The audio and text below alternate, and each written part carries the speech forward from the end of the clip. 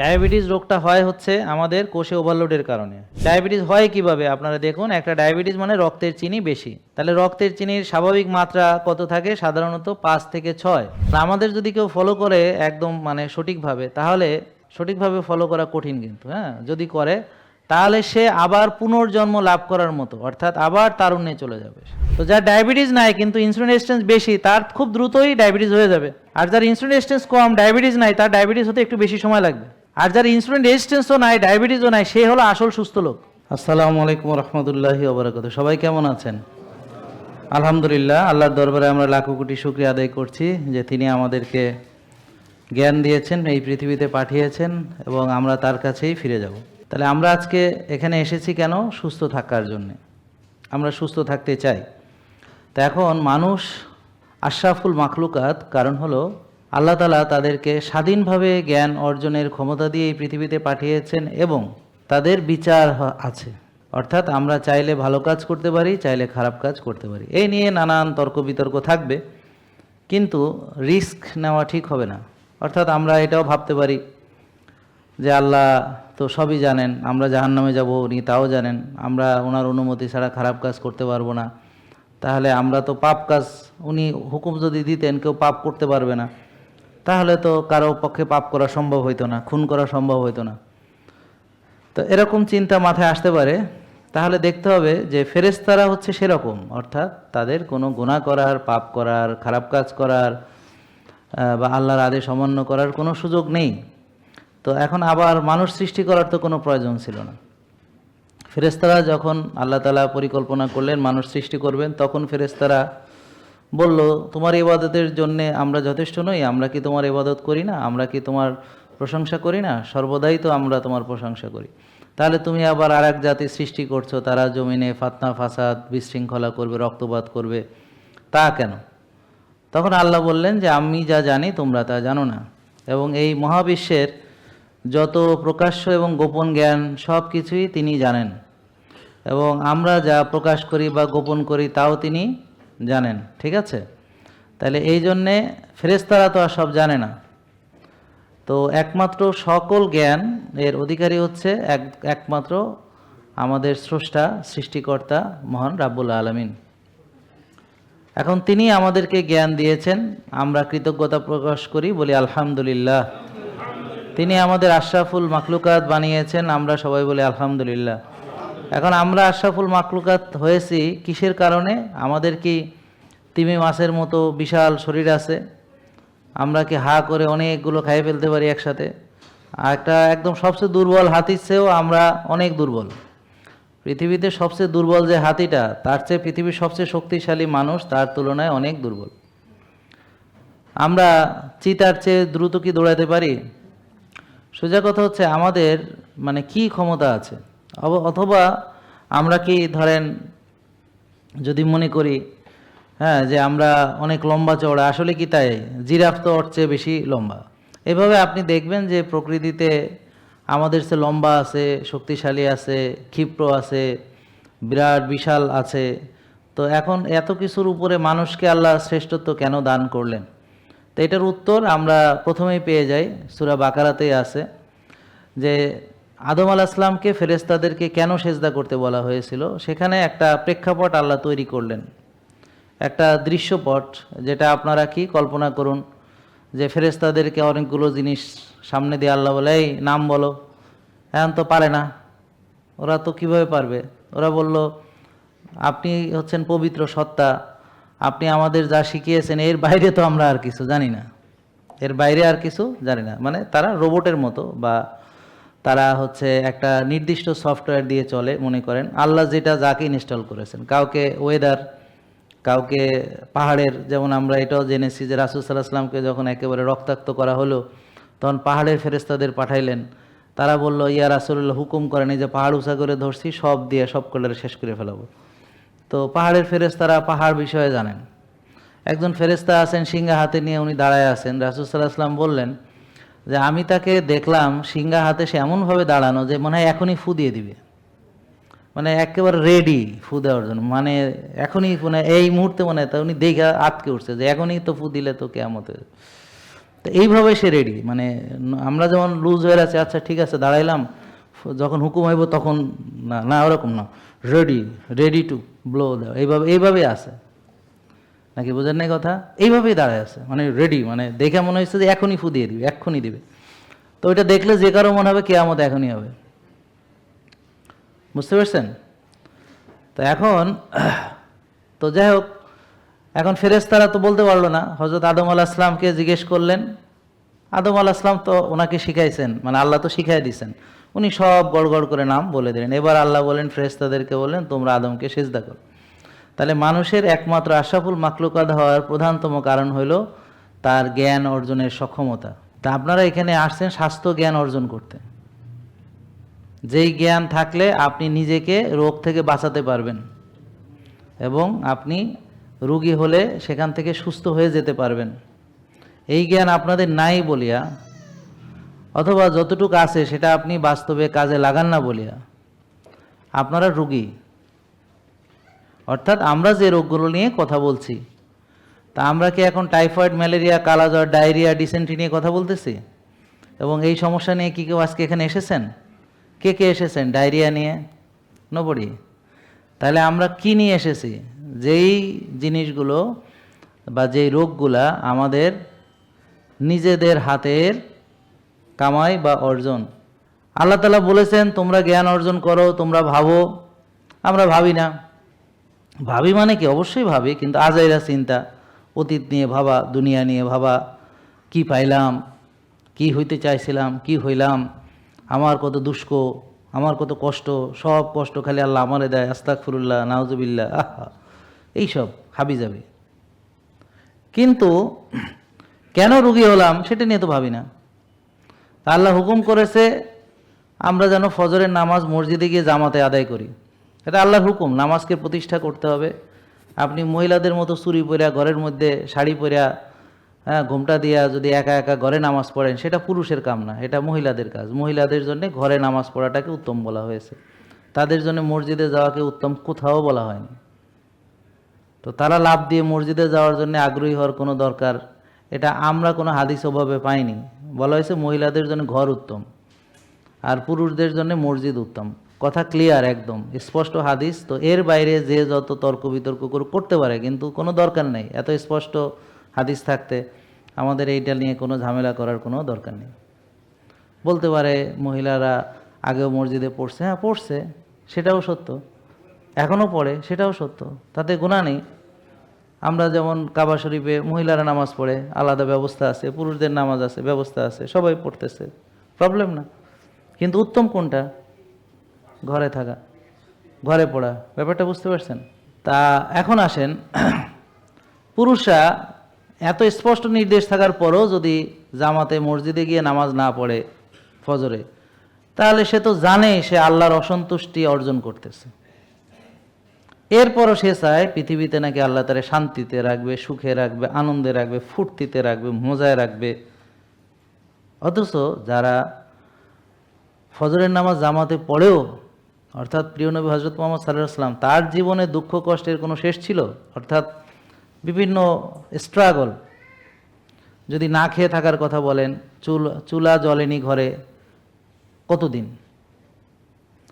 তারপর যদি বলেন যে কষ্ট সহ্য করার কথা, এই পেটে পাথর বেঁধে খন্দক খনন করতে হয়েছে, যদি বলেন যে যুদ্ধ বিগ্রহের কথা, যদি বলেন যে অত্যাচার নির্যাতনের কথা, কটু কথা ইত্যাদি, দেয়ার are lot of things happened, অনেক কিছু। তার পিঠের উপরে ভুঁড়ি চাপায় দেওয়া হয়েছে, ভুঁড়ি, হ্যাঁ উটের ভুঁড়ি কিন্তু অনেক বড়। আর যখন উটের ভুঁড়ি দিয়ে দিবে তখন আপনি তো এরকম ওই ইসের মতো মনে করেন যে দমটম বন্ধ হয়ে ওখানেই মরে যাবেন, কারণ আপনি লড়তেও পারবেন না, চড়তেও পারবেন না, সরতেও পারবেন না।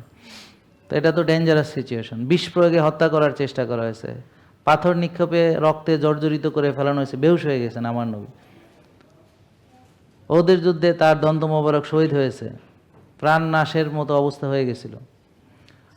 তো এইভাবে ওনার পুরোটা লাইফ হচ্ছে স্ট্রাগল। এখন আপনি যারা আল্লাহকে পুরোপুরি মানে, তারাও এই বর্তমানে এই পৃথিবীতে তাদেরকে স্ট্রাগল করতে হবে। টেনশন করব, হতাশ হব, তা আমার কি হবে এটা ভাবো না কেন? রাত জাগলে কি হবে ভাবো না কেন? ব্যায়াম না করলে কি হবে? অনিয়ম করলে কি হবে? ভাবো না কেন? নষ্ট করলে কি হবে? ভাবো না কেন? নিজের প্রতি যত্ন নিলে কি হবে? ভাবো না কেন? নিজের সময় নিজেকে না দিলে কি হবে? ভাবো না কেন? ভাবো না কেন? তারপরে এখন যে কাজটা করলা এটা দেখে আল্লাহ তোমার প্রতি খুশি হইলো না নারাজ হইলো? ভাবো না কেন? আল্লাহর সামনে দাঁড়াইলে চেহারা উজ্জ্বল থাকবো না কালিমা লেপন থাকবো, সেটা ভাবো না কেন? তোমার আমল নামা ডাইনাতে দিব না বামাতে নেবে, ভাবো না কেন? তুমি ফিলসেরাতে যায়া পাড়াইতে পারবা না, পড়ে যাবা, ভাবো না কেন? তুমি কি হাউজে কাউসারের পানি পাবা না ভাবো না কেন? তুমি কি যেদিন কঠিন কেয়ামতের দিন আল্লাহর আরশের ছায়া ছাড়া কোনো ছায়া থাকবে না, তখন কি আল্লাহর আরশের ছায়ার তলে থাকবা? হ্যাঁ, নাকি ওই যে সূর্য মাথার উপরে 1 বিঘা সেখানে থাকবা, নিজের ঘামের মধ্যে হাবুডুবু খাবা, সাঁতার কাটবা? ভাবো না কেন? তাই এগুলো আল্লাহ ভাবনার কথা বলেছেন। তা আমরা যদি আল্লাহকে অসন্তুষ্ট করি, সেটা যত ছোটোখাটো বিষয় হোক না কেন, সেটাই আমার জাহান্নামের কারণ হইয়া যাইতে পারে। আবার যদি আমরা আল্লাহকে সন্তুষ্ট করার জন্য কিছু করি, সেটা যত ছোটোখাটো হোক না কেন, সেটা আমার জান্নাতের উসিলা হয়ে যাইতে পারে। তার ইচ্ছা মতো চলাফেরা করে, তাহলে তার সার্কাডিয়ান রিদম ঠিক থাকবে না। তো লাইফস্টাইল ডিজিজ যেগুলো ডায়াবেটিস বা উচ্চ রক্তচাপ, ফ্যাটি লিভার, এরকম 60-70টা আছে। মেয়েদের পিসিওডি, পুরুষদের ইডি থেকে শুরু করে infertility, there are lot of things, আরও অনেক কিছু আছে এই লাইফস্টাইল ডিজিজের ভেতরে। অর্থাৎ যে রোগগুলার ওষুধ চলবে তার একটা প্রধান কারণ হলো বিশৃঙ্খল জীবনযাপন। সময় মতো ঘুমায় না, সময় মতো ওঠে না, এক সময় এক দিন এক সময় ঘুমাইতে যায়, অথবা কনসিস্টেন্টলি মানে একেবারে রেগুলারভাবে সে রাতে জাগে। বুঝতে পারছেন? তার খাওয়ার ঠিক নেই, ঘুমের ঠিক নাই, তার চলাফেরার ঠিক নেই, ব্যায়াম ট্যায়াম কিছু করে না, অলস বিলাস জীবনযাপন করে। তো এগুলো কি মানুষের জীবন? কোনো মুসলমানের জীবন? আল্লাহ সৈনিকের জীবন এইভাবে চলে নাকি? সৈনিকরা এরকম হয় নাকি? এটা কি সৈনিক? আপনার আল্লাহর সৈনিক এরকম এরকম মানে হয় নাকি কখনো? তা নিজেরা আপনারা সবাই তো আল্লাহর সৈনিক নাকি? সৈনিকদের ডিসিপ্লিন নাই, এই সৈনিকদের আল্লাহ করবে কি? সৈনিক 3 কদম যদি ওঠে সিঁড়ি দিয়ে, হ্যাঁ 3টা ধাপ, হাঁপানি উঠে যায় সৈনিকের। সৈনিকে যুদ্ধ করা তো দূরের থাক, মানে যদি শুনছে একটা বিপদের কথা, অমনি বুক ধরফড়ে কোল জায়গায় নিজেই চিৎ পড়াং, নিজেই অজ্ঞান। তা এরা ধমক দিলে হ্যাঁ কাপড় নষ্ট করে ফেলাবে, হ্যাঁ বলে সৈনিক। ধমকও দেওয়া লাগে না, তার আগেই বুক ধরফড় করে কোল জায়গায় চিৎ পড়াং হয়ে যায়। হ্যাঁ বলে বিপদের মুহূর্তে বলে অটল থাকবে। আমরা তো কোনো ওষুধ বিক্রি করি না, আর ওষুধ খেয়ে তো ডায়াবেটিস ভালো হবে না। তাহলে ডায়াবেটিস ভালো হবে, ব্যায়াম করতে হবে, আর এমন খাবার খেতে হবে যেই খাবারে অধিক চিনি নাই, যেমন ভাত, রুটি, ফল, দুধ সবগুলোতে চিনি। তাহলে শাকসবজি, মাছ, মাংস, ডিম খাইতে হবে, ভালো তেল, ঘি এগুলো খেতে হবে। তো আর হচ্ছে রোজা রাখতে হবে, আর মানসিক প্রশান্তি চর্চা করতে হবে, শ্বাসের ব্যায়াম করতে হবে, নামাজ পড়তে হবে, রোজা রাখা, নামাজ পড়া, তাহাজ্জুদ পড়া, এগুলোই মানে আল্লাহর কাজ। হ্যাঁ, এইভাবে চললে ডায়াবেটিস ভালো হয়ে যাবে। আর কিছু জিনিস আছে যেমন কফি আনামা করা, পেটের ব্যায়াম করা, হ্যাঁ রোদ্রে যাওয়া, ঘাসে হাঁটা, এগুলো রোদ লাগানোর কিছু সিস্টেম আছে। নারকেলের তেল গায়ে মেখে রোদ লাগাবো, তারপরে পেটের ব্যায়াম করব, কিগাল এক্সারসাইজ করব, হ্যাঁ কিছু মানে ওয়েট লিফটিং করব, কিছু ইয়োগা করব, কিছু একটু দৌড়ঝাঁপ করব ইত্যাদি। তো এইটাই ডায়াবেটিসের চিকিৎসা। এইভাবেই আমাদের সব রোগী ভালো হয়েছে। যারা সুস্থ হয়েছে তারা এভাবেই সুস্থ হয়েছে, কোনো ওষুধ খেয়ে কেউ সুস্থ হতে পারবে না। ডায়াবেটিস রোগটা হয় হচ্ছে আমাদের কোষে ওভারলোডের কারণে, ঠিক আছে? ডায়াবেটিস হয় কিভাবে? আপনারা দেখুন, একটা ডায়াবেটিস মানে রক্তের চিনি বেশি। তাহলে রক্তের চিনির স্বাভাবিক মাত্রা কত থাকে? সাধারণত 5 থেকে 6।